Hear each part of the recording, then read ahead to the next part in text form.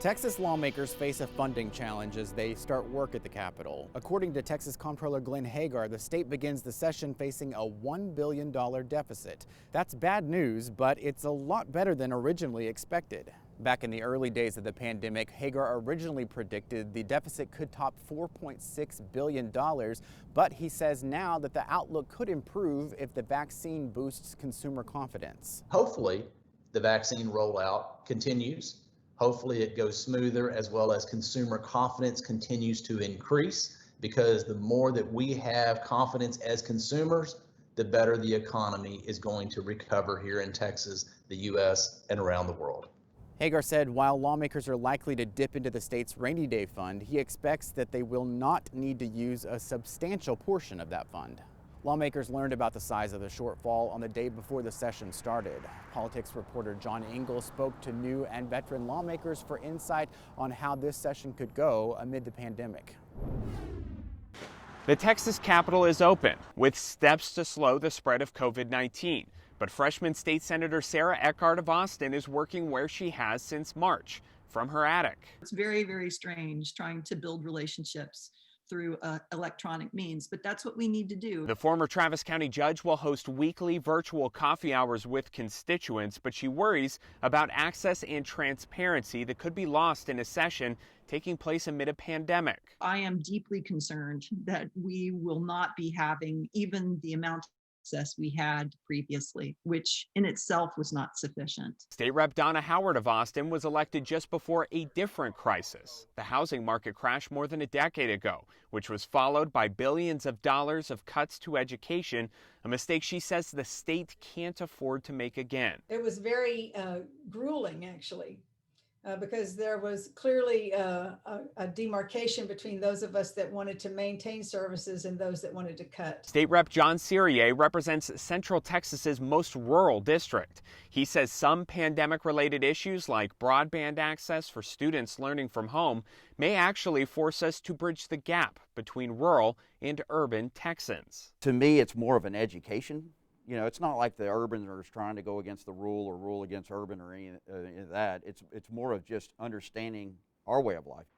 Now, some lawmakers have talked about the opportunity to create new revenue through either legalizing gambling or marijuana and taxing marijuana, but it's still unclear how much revenue that would actually create or if it would have any chance to actually pass. We've talked about the effect of the pandemic on lawmakers. What have you seen in these first few days? Are people following the social distancing guidelines, wearing masks, that kind of thing? Well, I think by and large, most of the lawmakers on these first couple of days of session were sticking to mask regulations, except we did see a few here or there on the Senate floor. We saw Senator Don Buckingham and Senator Donna Campbell, both doctors, having an embrace on the Senate floor without masks on.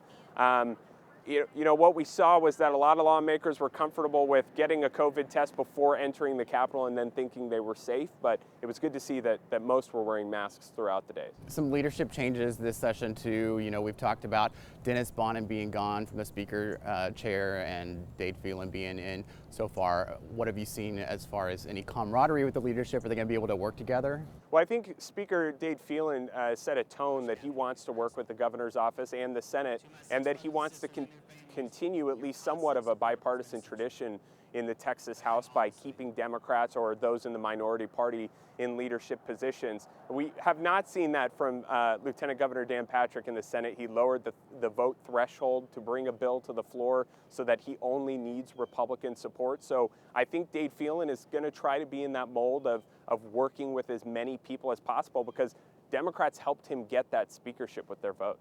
I know this week you also covered the presentation that Governor Abbott made to the influential Texas Public Policy Foundation. A lot of people felt like his speech was maybe something bigger, possible, looking at a run for the White House. Did he really give any indication toward that? Well, that's what everyone's waiting for, obviously. Back in November, when Governor Greg Abbott was asked in a radio interview if he was going to run for president, he said, "I'm focused on 2022 and running for governor, and we'll see what happens." So he hasn't closed the door by any means, and the speech he gave to TPPF was not one that was necessarily aimed at setting a tone for state legislature.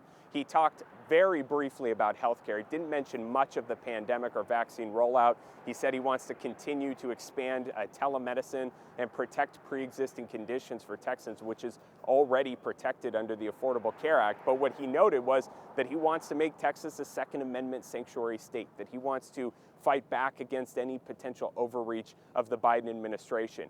And what he said at the end was, the United States needs Texas to lead. And that's a message that, you know, Josh, we've heard from former Governor George W. Bush and then President, and former Governor Rick Perry both said that as they were ramping up their national campaigns. I'm just trying to focus on the legislative session right now. Me too, but he won't let us do that.